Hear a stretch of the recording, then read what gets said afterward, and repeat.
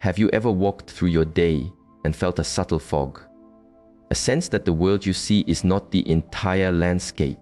This feeling is not a sign of being lost. It is a sign of waking up. It is the heart beginning to question the nature of the fog itself. Ancient knowledge can be a dangerous thing for those who wish to keep others within a prison of the mind. For those who seek to guide, to shape, to control. Wisdom keepers who hold the memory of a different past, and therefore a different present, are a great threat to any power built on suppression, for they hold the keys that are usually only given to the initiated. But as one great elder said, the time has come for the world to know. They walk in the quiet spaces of our world, the spaces we are taught to ignore. We are told of beings who feast on the energy we create, the energy of a mind caught in certain patterns of thought. In my own tradition, it is taught that we are being harvested. An unseen influence has shaped the course of this world for thousands of years, placing its own bloodlines, those who resonate with its frequency, into the seats of worldly power. For centuries, a story has been told, a story of where we came from, of our gods, of the building of our world.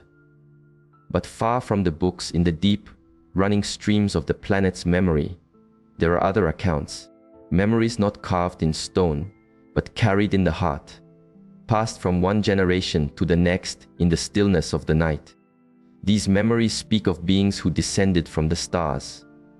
They speak of entities who reshaped the river of human consciousness, and of guardians who held in silence the truths that our modern world has chosen to forget. One of these guardians was a man named Credo Mutwa, a Zulu wisdom keeper who chose to break the silence. An elder who said he had looked into the eyes of the forces that guide this world from the shadows. This is the echo of his voice, and what you are about to hear may change the ground on which you stand. Who was this man, Credo Mutwa? He was born in 1921 in a South African village. His name means the one who awakens the people. But his life cannot be measured like that of an ordinary man. He was not a scholar or a scientist in the way the Western world defines them. He was something more elemental, and for that, more feared.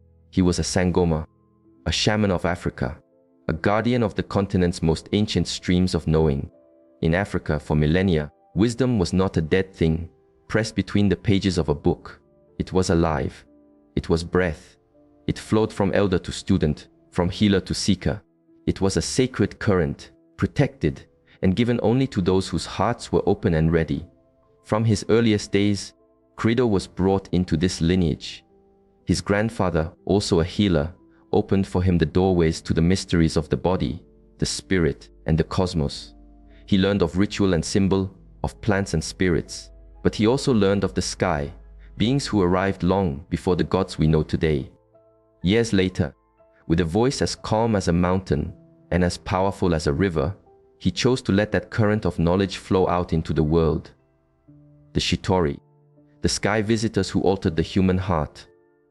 Among all the truths Credo Mutwa was given, there was one he could never forget, a memory as unsettling as it was profound, and one that echoed the whispers of many cultures across the globe. It spoke of the Shitori, serpent, like beings who came down from the heavens in vessels of light, wrapped in fire and sound. According to this ancient memory, before their arrival, humanity was a single flowing river. We were not yet divided into man and woman.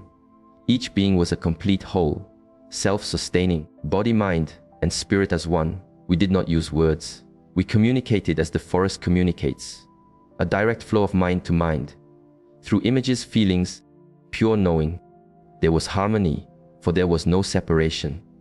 The human being lived as a part of the earth and the cosmos, not apart from them. But when the Chitori came, the river was split. They took the one being and broke it into two halves, man and woman. And in that separation, they planted the seeds of need, of longing, of dependence. Duality was born. They also gave us spoken language. This may seem like a gift, but the elder described it as a tool of profound control. By forcing us to use words instead of direct knowing, the effortless connection was broken, like a murky pane of glass placed between two people.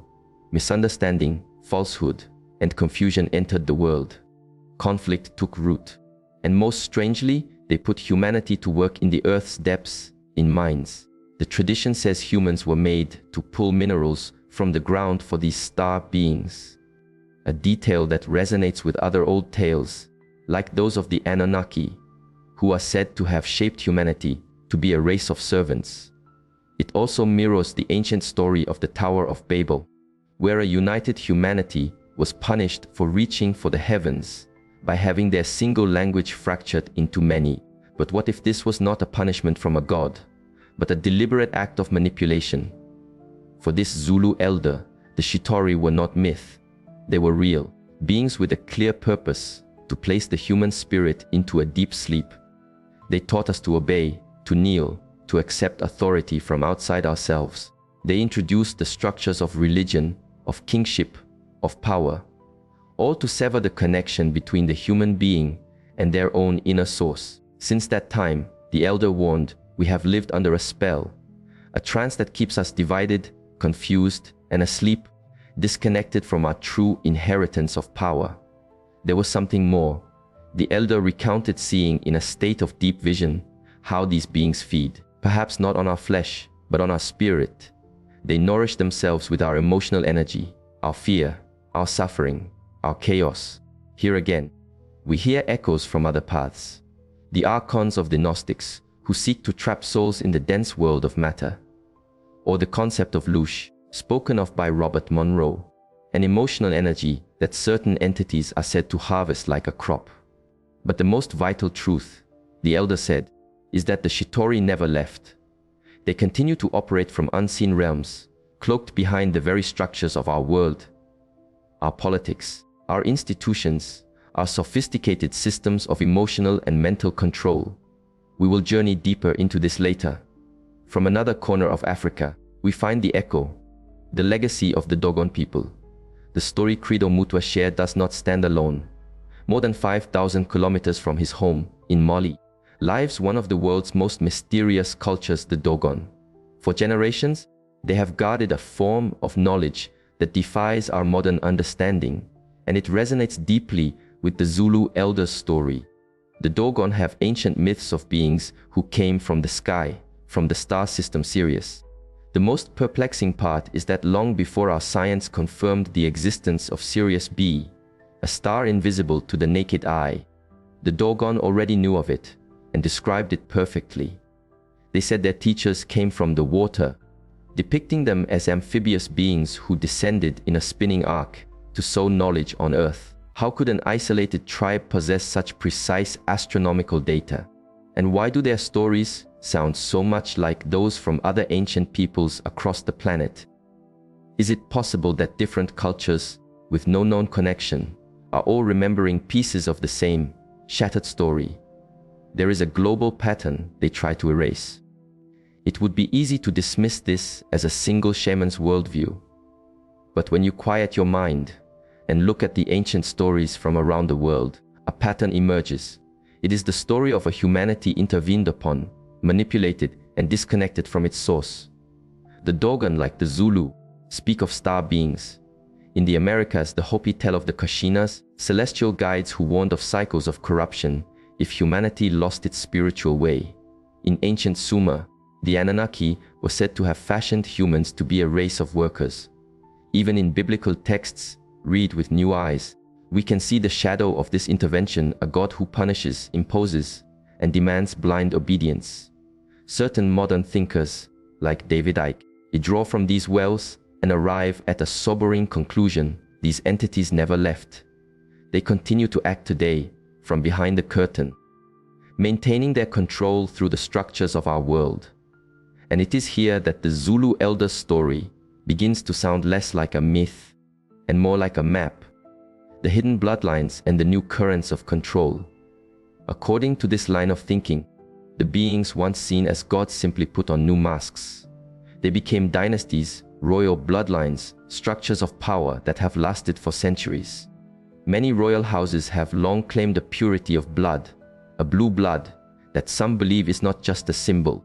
The argument is made that these elites are descended from the very same beings and have kept their power through secrecy, and by shaping the flow of society. How do they operate now?